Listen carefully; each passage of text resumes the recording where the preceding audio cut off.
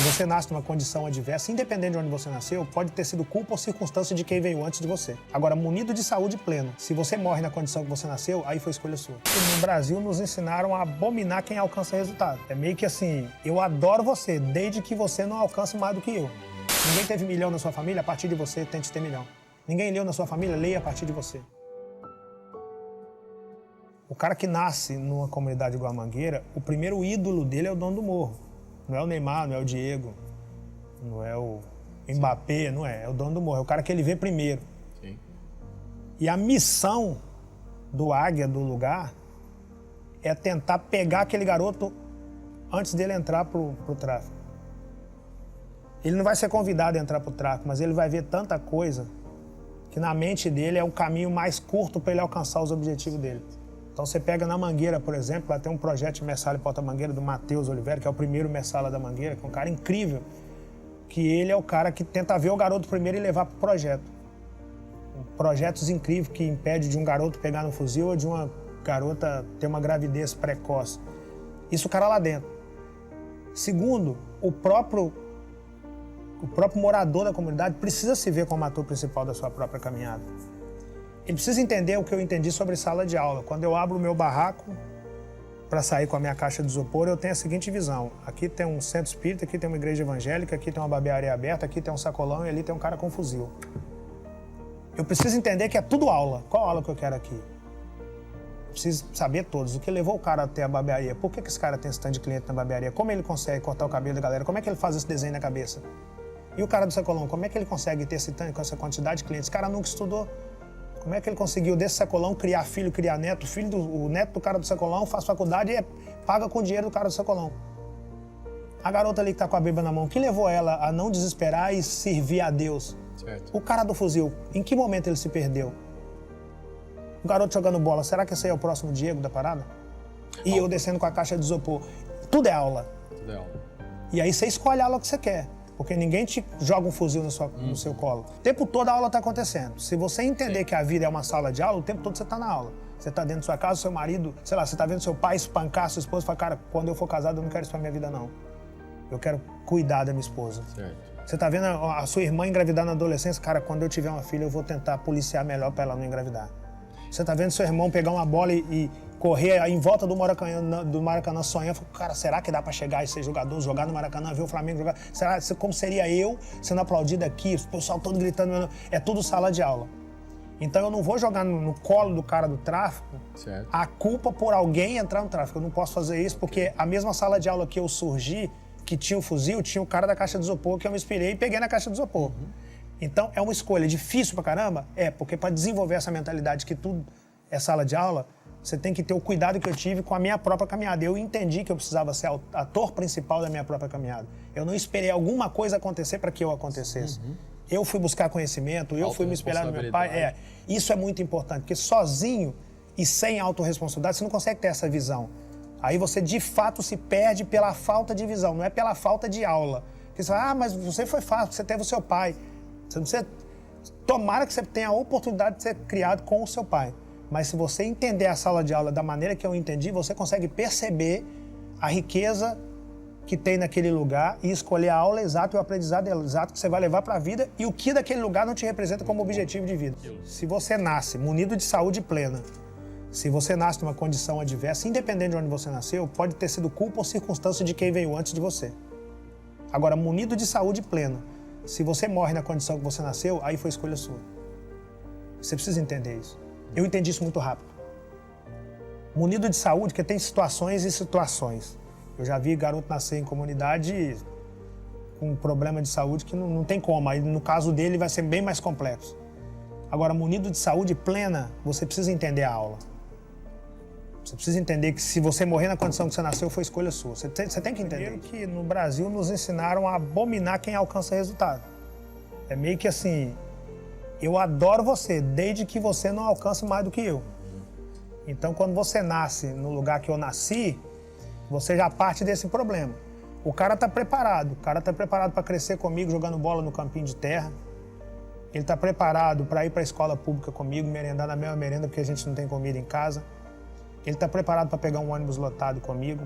Ele está preparado para encher um carrinho de a areia e eu carregar a areia dentro da obra que constrói a mansão do Diego, mas ele não está preparado para encher o mesmo carrinho de areia e se descobrir que a mansão é minha. Porque na mente dele eu alcancei mais do que ele não está preparado.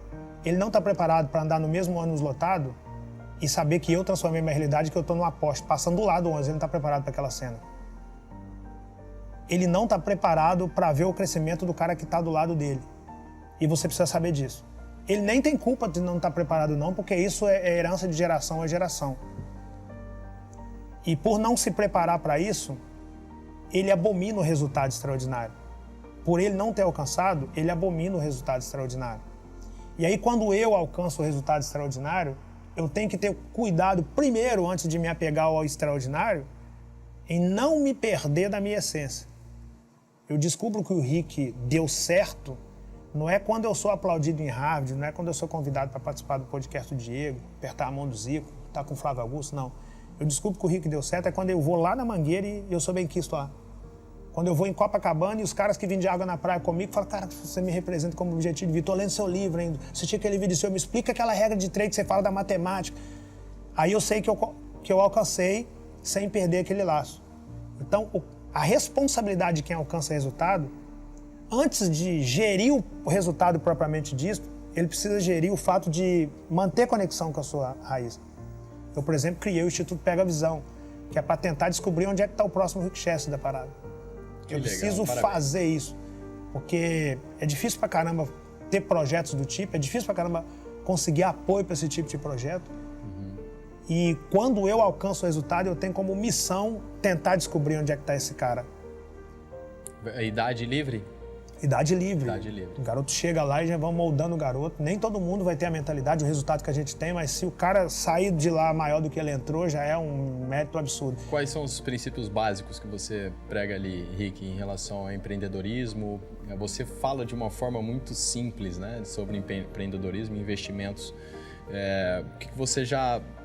Os princípios básicos que você fala para a garotada lá? Bom, o primeiro deles, fé em Deus, que ele é justo. A vida aqui embaixo pode ser um caos, nada de justiça, ou quase nada de justiça, mas Deus, meu parceiro, se você plantar, você vai colher aquilo que você plantou. Na hora dele, na hora que for sua vez, ninguém toma o seu lugar. Não tem alguém que chega atrasado ou chega adiantado, é tudo no tempo dele.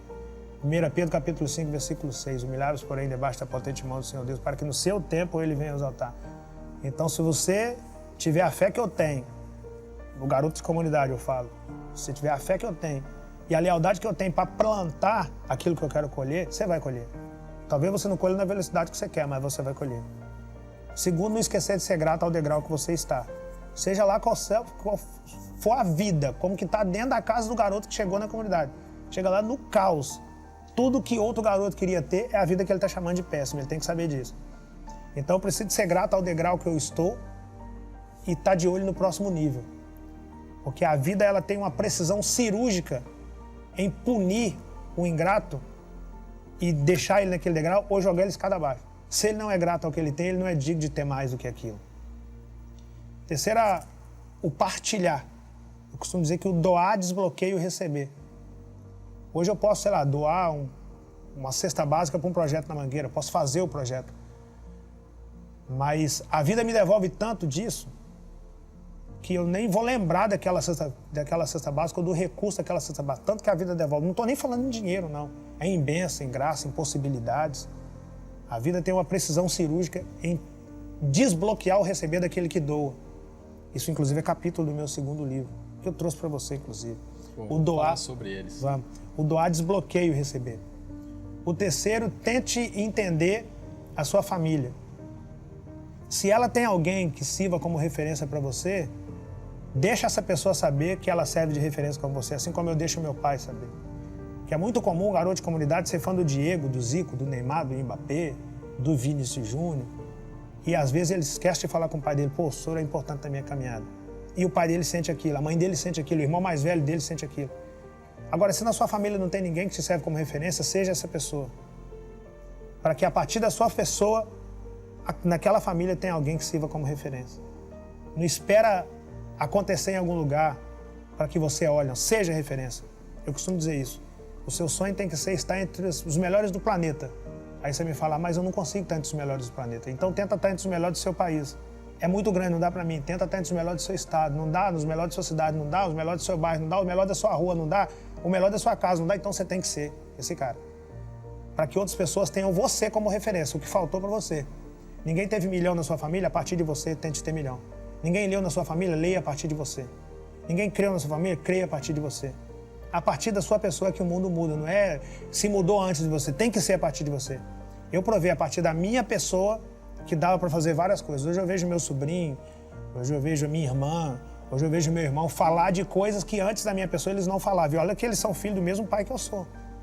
Mas o resultado, ele faz tanto barulho que ele faz com que as pessoas olhem para você e falem, pô, mas se esse cara conseguiu, eu consigo. Seu irmão, seu sobrinho, sua irmã, o cara de sua... Eles começam a ver em você a possibilidade. Então, a partir de você, você tem potencial de mudar o mundo. Eu deixo isso claro para os garotos quando chegam no lugar onde cheguei. Outra coisa é brilho no olhar em tudo que você faz. Eu, quando eu vim de água na praia, eu chegava na praia, pegava minha água e falava, dizem que os meus olhos brilham quando eu falo de você. Assim como você, quando fala do futebol, o seu olho brilha. Quando você fala da bola, o seu olho brilha. Quando você fala de jogo, o seu olho brilha. Era muito nítido. Eu tive a grata felicidade de te assistir no Maracanã, levantando várias taças. Era nítido o brilho no olhar. Não apenas na vitória, mas na derrota. Você fala, eu preciso entender essa derrota para que a gente corrija isso. Que às vezes em uma derrota se encontra a chave da próxima vitória. E você mostrava isso na sua clareza, na sua convicção de que dava para dar a volta por cima depois de um jogo muito ruim. Isso a gente aprende o tempo todo com quem está dentro do campo. Eu assisti o seu podcast com o Gabigol e eu vi isso, né? Numa adversidade, o cara tira um coelho da cartola ali porque ele entendeu a adversidade e voltou melhor. Porque ele tem brilho no olhar para fazer aquilo, você tinha. Então eu tinha para vender água, assim como eu tenho para escrever o livro, assim como eu tenho para falar aqui com você. Sim. E eu falo com a galera, se o seu olho não brilha, você não passa a verdade para quem está te vendo. E se você não passa a verdade para quem está te vendo, você não consegue vender e tudo é venda. Você tem que vender a habilidade de jogar bola, o médico tem que vender a habilidade de fazer uma cirurgia, o advogado tem que vender a habilidade de resolver uma causa, é tudo venda. E se você não tem brilho no olhar, você não consegue vender. Então esses princípios básicos levam a galera a ouvir de maneira simples, que é o que você falou. Eu costumo falar de maneira muito simples. Eu nem consigo falar termos complexos, porque eu sei que hoje eu tenho uma página que é um canhão de audiência. Nessa página tem de desempregado a bilionário. Eu sei que a minha mensagem alcança o bilionário, mas eu preciso falar para o cara que está lá no morro. Ele precisa continuar olhando para o Rick e tendo a visão. É possível. O bilionário pode ouvir a minha mensagem, curtir meu post, deixar lá, cara, que maneiro. Mas o garoto do morro, se ele ouvir, aí eu entendi. Eu venci mais um dia de luta. Tem a ver com tua paixão, isso, teu tem amor, a ver com... exatamente. Tem a ver com onde meu brilho... Onde brilha o meu olhar. Que eu acredito que o lugar que eu cheguei... Deus não me deu a riqueza material, Ele me deu foi uma missão. Pode até ser que como recompensa eu alcancei algumas coisas materiais, mas a missão é despertar o gigante que existe dentro do cara que ainda não se viu como gigante, dentro da garota que ainda não se viu como gigante. E quando olha para o Rick, fala, é possível chegar lá. Então eu recebo uma infinidade de mensagens de pessoas que nasceram na mesma condição que eu nasci e que falam, cara, você é um cara igual a mim. E se você chegou, eu vou chegar. Eu não sei quando, mas eu vou chegar lá. E isso são os princípios básicos que eu passo para essa galera nesse projeto, que é o Instituto Pega a Visão.